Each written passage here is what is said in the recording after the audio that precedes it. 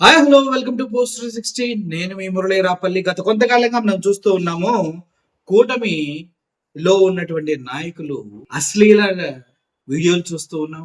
రగులుతోంది మొగిలిపోదా అంటూ నాగిని డ్యాన్సులు చూసాం. ఏమైనా నీకు ఇల్లు కావాలా, పెన్షన్ కావాలా, వచ్చినంత పొడుకు అనే దరిద్రుల్ని చూసాం.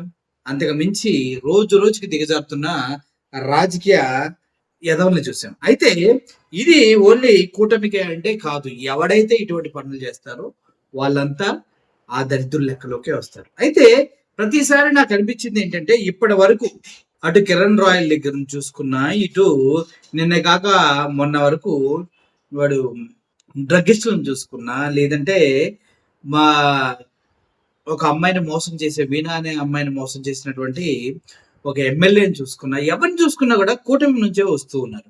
అయితే ఈ క్రమంలో కదిరికి చెందినటువంటి కందికుంట వెంకట ప్రసాద్ అనే కదిరి ఎమ్మెల్యే చేసినటువంటి దారుణమైన మాటలు ఇప్పుడు చర్చనీయాంశంగా మిగిలినాయి. ఎందుకంటే మనోడికి నోరుంది కదా అని ఒళ్ళు బలిసి మాట్లాడా, లేదంటే ఎవడో ఎదురుగా 100 మంది ఉన్నారు కాబట్టి 100 మందిని ఇంప్రెస్ చేస్తే నేను పెద్ద హీరో అయిపోతానని మాట్లాడా అన్నది ఎవరికి అర్థం కావట్లేదు. కానీ వైసీపీ వాళ్ళు జగన్ ని కలిస్తే ఏమొస్తుంది, ఎయిడ్స్ వస్తుంది అంటూ మాట్లాడటం జరిగింది.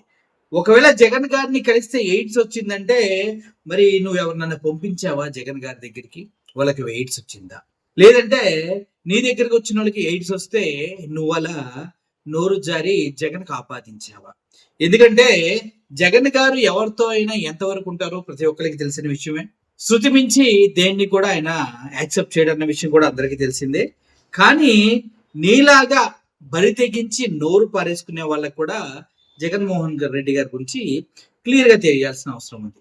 ఓకే, ఎయిడ్స్ వస్తుంది అంటే ఇప్పుడు జగన్మోహన్ రెడ్డి గారి దగ్గరికి వెళ్తే ఎయిడ్స్ వస్తుందని ఇటు మాట్లాడితే, కందికుంట వెంకట ప్రసాద్ అనే వ్యక్తి చుట్టుపక్కల 10-15 మంది ఫారిన్ గర్ల్స్ నేసుకొని అటు స్విమ్మింగ్ పూల్లో ఇటు మందు తాగుతూ విచ్చలవిడిగా ఫోటోలు రిలీజ్ అయినటువంటి లోకేష్ గారిని చూస్తే ఆయన్ని కలిస్తే ఏమొస్తుంది అన్న విషయం కూడా చెప్పాల్సిన అవసరం ఉంది కదా. చంద్రబాబు నాయుడు గారు ఆయన కూడా చాలా మంది కలుస్తూ ఉంటారు. ఆయన కలిస్తే ఏమొస్తుంది? నిజంగా చంద్రబాబు నాయుడు గారి లిస్ట్ లో చాలా వ్యాధులు ఉన్నాయంటూ హైకోర్టుకు సమర్పించినటువంటి ఒక పిటిషన్ లో చెప్పడం జరిగింది. నాకు అల్జీమర్స్ దగ్గర నుంచి అనేక రకమైన వ్యాధులు ఉన్నాయంటూ ఒక 20-30 వ్యాధులను చూపించాడంటూ కారుమూరి వెంకటరెడ్డి ఆ వ్యాధులు మొత్తం చదివి వాటిపైన మెర్సీ కోటాలో ఆయనకి బెయిల్ వచ్చిందని కూడా చెప్పడం జరిగింది. మొన్న అది స్కిల్ డెవలప్మెంట్ కేసులో అరెస్ట్ అయినప్పుడు. మరి చంద్రబాబు నాయుడు గారిని కలిస్తే ఏ వ్యాధులు వస్తాయో కూడా ఈయన చెప్పాల్సిన అవసరం ఉంది. ఎందుకంటే నువ్వు ఇష్టం వచ్చినట్టు మాట్లాడితే అందరూ ఊరుకుంటారు అనుకుంటే ఎలా సార్?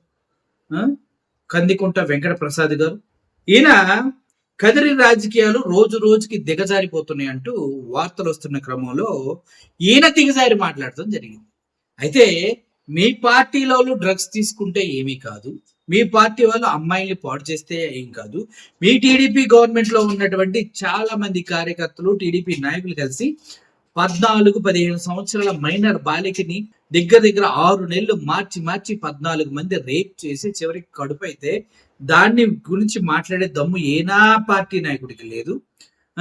వీణా అనే అమ్మాయి బయటకు వచ్చి వాడు ఎక్కడ పడితే అక్కడ వీడియో కాల్ చేసి వాడు పర్సనల్ అంగాల్ని చూపించి, వాటిని చూపించి, వీటిని చూపించి, ముద్దులు పెట్టి అసెంబ్లీలో కూడా వీడియో కాల్ మాట్లాడితే అతను వ్యక్తి అరవ శ్రీధర్, ఆయన ఏమి చేసినా కూడా ఏమీ కాదు. మరి జగన్మోహన్ రెడ్డి గారిని కలిస్తే ఎయిడ్స్ ఎందుకు వస్తుంది అన్న విషయం ఈయన చెప్పాలి.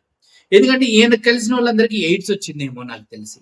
ఈయన కలిసిన వాళ్ళందరికీ ఎయిడ్స్ వచ్చింది కాబట్టి ఈయన ఆలోచన ముందు పెట్టుకొని జగన్మోహన్ రెడ్డి గారిని కలిసినా అది వస్తుందనేసి ఒక కల కన్నట్టున్నారు. ఆ కళను తీసుకొచ్చి అందరికీ చెప్తూ ఉన్నారా అనే విషయం కూడా అర్థం కావట్లేదు.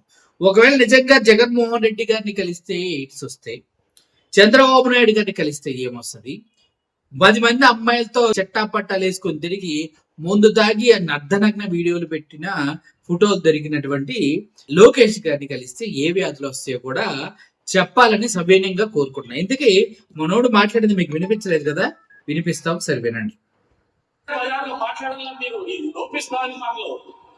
మీరు ఒకసారి ఆలోచన చేసుకోండి. పక్కనే ఉన్నాడు మా ఊళ్ళో విచిత్రం పార్టీ जाके जगन से मिलेगा करे बाबा बाबा खाई खाया भाई जगन करे क्या जगन करे कहीं खाई जी कहीं गया है जगन करे मिला तो क्या तो बच्चे पैदा होते हैं क्या बच्चे पैदा होते हैं एड्स आता జగన్మోహన్ రెడ్డి కలిస్తే పిల్లలు పుడతారేంటి, పిల్లలు ఎందుకు పుడతారు, ఎయిడ్స్ వస్తుందంటూ ఈయన మాట్లాడటం జరిగింది. వీళ్ళ పిల్లలకి ఎంతమందికి ఎయిడ్స్ ఉందో కూడా టెస్ట్ చేస్తే తెలుసులేము. మీరు మాట్లాడలేకపోతున్నారు, ఉమ్, మీరు మాట్లాడాలా, ఉమ్, బజార్లో మాట్లాడాలా, మీరు ఇది లోపిస్తుంది మనలో. మీరు ఒకసారి ఆలోచన చేసుకోండి. పక్కనే ఉన్నాడు మా ఊర్లో ఇది ఒక విచిత్రం, అబ్బబ్బబ్బబ్బబ్బ పార్టీలు ఇవి जाके जगन से मिल गए कहते बाबा बाबा खाई खाया भाई जगन के ने क्या जगन के ने कहीं खाई जी कहीं खाया जी जगन के ने मिला तो क्या तो बच्चे पैदा होते हैं क्या बच्चे पैदा होते हैं एड्स आता ఇలా ఆలోచన చేసుకోలేకపోతున్నారు, మీరు మాట్లాడలేకపోతున్నారు, మీరు మాట్లాడాలా. అందుకే మేము మాట్లాడుతున్నాం. దిగజారుడు రాజకీయాలు చేయొద్దని మీకు వ్యక్తం పలుకుతుంది. ఎందుకు ఇట్లా అల్లా టప్పగా నోరుందని పిచ్చవాగుడు వాగొద్దని సార్ మీకు కూడా మాట్లాడుతుంది. జగన్ ఏం చేశాడు మీకు? జగన్ చేసిన పథకాల్లో ఒక పథకమైనా సక్సెస్ఫుల్ గా చేసి మాట్లాడండి. అర్థమైందా? ఆడబిడ్డ అనేది ఏమైందో ప్రజలకు చెప్పి మాట్లాడండి.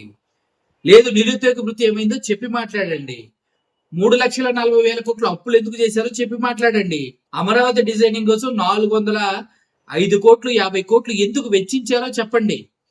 2000 కరెక్ట్గా ఇక్కడ నుంచి 12 సంవత్సరాలు ముందుకెళ్తే అప్పుడు కూడా అమరావతి డిజైన్స్ కోసం కోట్లు ఖర్చు పెట్టారు, రాజమౌళిని తీసుకొచ్చారు.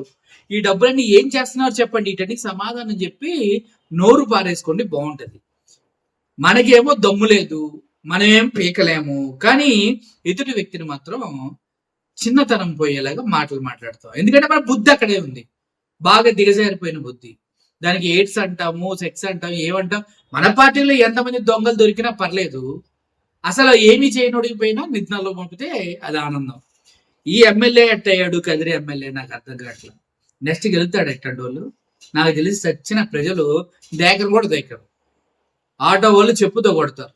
ఏ ఇంటికైనా ధైర్యంగా వెళ్ళి అమ్మ పథకాలన్నీ వచ్చినాయి అడిగే దమ్ముందా ఈ వెంకటప్రసాద్కి? ఉండదు. వీళ్ళంతా మైకులు ఇస్తే ఏదో గంగిరెద్దులు వరిచినట్టు నడుస్తుంది తప్పించి చేసి ఏదో ఒక కాంట్రవర్సీ చేసి చంద్రబాబు నాయుడు గారి దృష్టిలో పడాలి తాత తప్పించి వీళ్ళకి ఏమీ ఉండదమ్మా. వీళ్ళు జస్ట్ అమాయకులు అంతే.